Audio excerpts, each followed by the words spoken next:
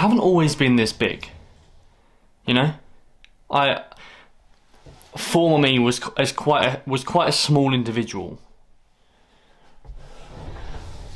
In 2010 is when I first started lifting. I first got introduced to the iron culture, and I was just a little puny guy. There I am. Look how small my arms are. God damn. So I weighed around 48 kilograms here, and I decided to mass up. I decided that I wanted to bulk. I've always been, or always have been, a very lean, athletic build. I used to play kind of football or soccer back in the day. So yeah, I've always been very, very skinny. Some would say that hasn't changed. But I decided to invest 5 years of my life massing up or bulking. I knew two things when I first started lifting. One thing, you needed to be in a mass or a bulk. The second thing is that you needed to train, and that's all I really knew. So I invested 5 years of my life trying to get jacked like Ronnie Coleman. Everybody want to be a bodybuilder. Right. So nobody want to lift this heavy ass weight. Yo! I do it though!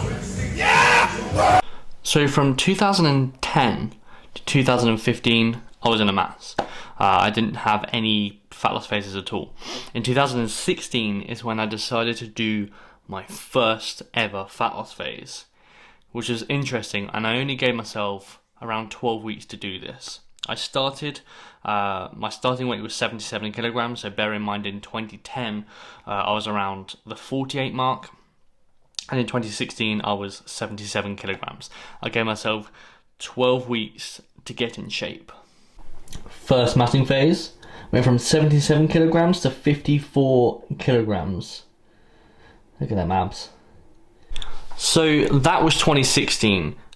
There was a lot of lessons learned. Number one, don't mass up so much in your massing phase, in your bulking phase. I massed up too much and I needed to lose a lot, so get very aggressive to even look semi-lean. So that's number one thing. Number two, give yourself way more time than 12 weeks. 12 weeks is not enough time. With kind of the excess fat gain in the massing phase, I had to get very, very aggressive, which really hindered my gym performance, which really hindered my ability to retain muscle mass. It's an accurate representation of my muscle mass loss.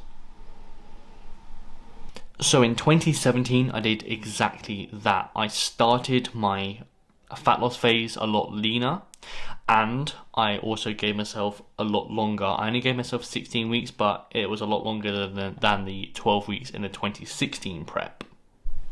Starting weight, 82 kilograms. Ending weight, 62 kilograms. Could I have gained 7 or 8 kilograms worth of muscle in a year? Maybe. Now, the problem still occurred where I didn't retain as much muscle mass as I could have. Yes, I learned a lot from the 2016 or the year prior fat loss phase, but I still lost a lot of muscle mass. So in 2018, I decided another thing. Number one, I'll come into the prep, quote unquote, leaner, and I'll also give myself more time. I would also tighten up my tracking. In both of the cuts before, the tracking was very, very loose, but this time I want everything to be meticulous. And this was the best cut yet. Now, starting weight was 84 kilograms and the end weight was around or just below 70 kilograms, and this was done in 24 weeks. So the last cut was 62 kilograms. This cut I ended at around 70. So could I have potentially have gained 7 or 8 kilograms worth of muscle in this time? Maybe. Now, I can't accurately say that I had gained 7 to 8 kilograms in them previous off seasons. The reason being is I could have been higher in body fat percentage, etc. The point was mainly saying each time you do a kind of a fat loss phase, you could retain more muscle because you've experienced the fat loss phase. Your first fat loss phase is always going to be a bit crap. You're going to lose a hell of a lot of muscle, but you are going to learn a lot about yourself. The one after, you're going to learn from that mistake and just keep improving it. The one after, you're going to keep improving it. So each time you do a fat loss phase, you're going to retain more and more muscle mass.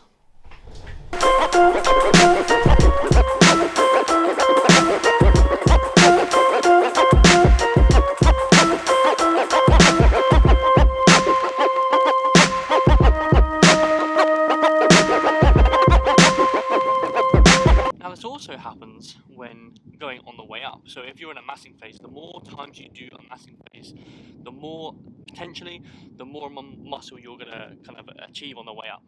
You're going to have a better execution, you're going to have a better kind of understanding of your own body, you're going to have better intensity methods, etc. You're just going to gain more and more knowledge each time you go into a massing phase. So potentially you could gain more muscle on the way up each time and retain more muscle on the way down.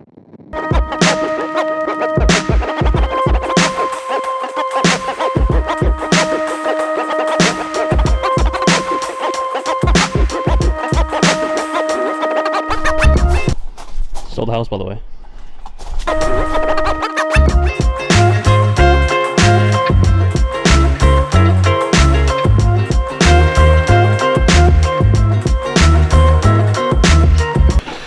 Now there will come a point where you can't physically retain as much muscle mass as you would like and build as much muscle mass as you would like.